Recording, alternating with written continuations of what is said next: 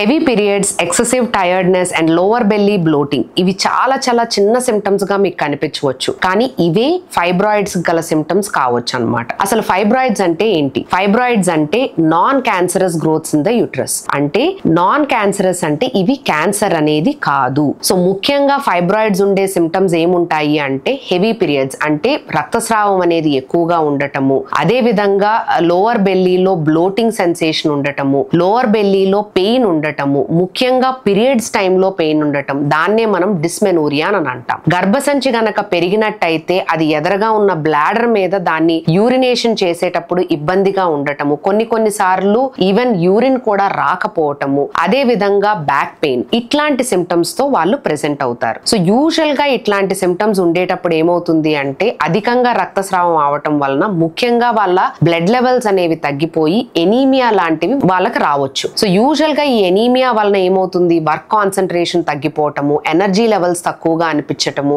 ఏది పని చేయలేకపోవటము, ఇవన్నీ కూడాను అదర్ సిమ్టమ్స్ ఆఫ్ అంటే ఇండైరెక్ట్ సిమ్టమ్స్ ఆఫ్ ఫైబ్రాయిడ్స్ అన్నమాట.